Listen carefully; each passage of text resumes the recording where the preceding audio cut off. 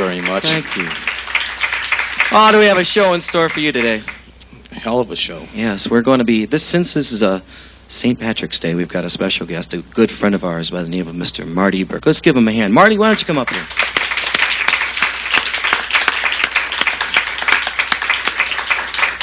Hi, Marty. How you doing? How you doing, Joe? Welcome. Rosochacki or you Borkowski? No, he's got brown hair. He's got to be Borkowski. He's got red hair. He's got to be Rosochacki. It's the only way we keep ourselves apart. Neither of you look Irish. Well, you don't look Polish. I suppose, yeah. Marty, welcome to the Coffeehouse Cafe. We got some questions for you before we're going to get you up here to do a few songs. Okay. Sure. Well, let's see. First of all, are you originally from this country? Yes.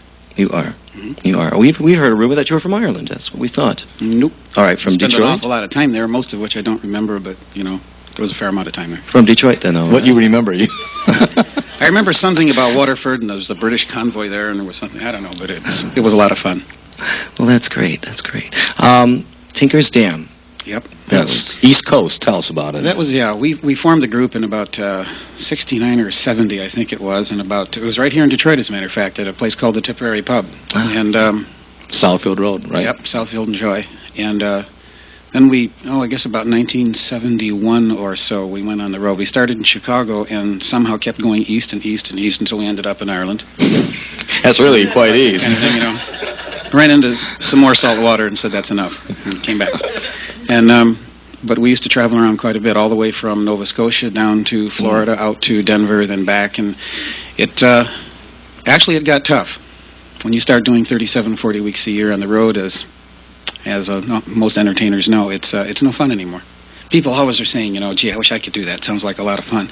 For the first 2 or 3 weeks, it is. After that, forget it, huh? Sure. That's why songwriters keep writing songs about how lonely they are on the road. You know. True. Now, didn't you used to have a more or less recording studio in the back of your van or your... Oh, sure. Yeah, and you used to do a lot of your writing and recording there? Well, I decided way back in the beginning that it was less expensive in some ways to have a motorhome than it was to stay in motels all the time. So I had the motorhome. The next thing you know, I had everybody's instruments, all the sound equipment, and we started we did recordings on the fly at 70 miles an hour coming back from one place or another. You know, we used to have a lot of fun. Of course, the recordings were pretty bad. A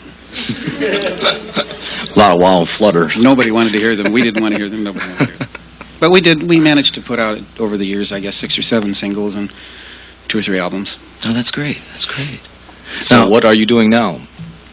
Well, I'm playing 2 or 3 nights a week, depending on the week and the month and so forth. Fridays at the place called the Hurling Green in Rochester, and Saturdays at a place called the 4 Green Fields in Royal Oak at 13 and Woodward.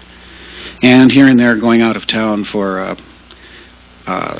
conventions or a college concert or something of that nature. I'll be going down in June, I think, to Huntsville, Alabama for a science fiction convention at which I'm what they call the fan guest of honor. Actually, it is quite an honor, and they're a lot of fun to play for. let me ask you something. Do you really mind doing a lot of the Irish material on a day like St. Patrick's Day? Would you like to try to keep it more conventional?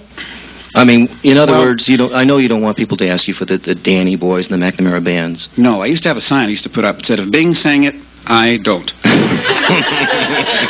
And then I would get in trouble because I'm a history scholar, if you like. I taught Irish history at Boston College briefly, and I enjoy history itself. I enjoy how songs change as they go from one country to another. I like finding words and the etymology of words, if you like.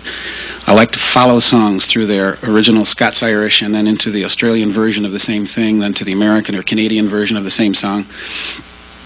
In other words, I like music from all over the world. And any time that I feel totally stuck in one vein, I start to get a little upset after a while. St. Patrick's Day, of course, is rough. Oh, yes. Real rough. Well, Marty, I'll tell you what, we're going to take a little break here, and we'll be back in a few minutes. We're going to get you up here and give you the stage and do whatever you want to do. Play to your heart's content. Whether it's St. Patrick's Day today or not. Okay. Okay? All right. Thank you. So we'll be right back in a few minutes.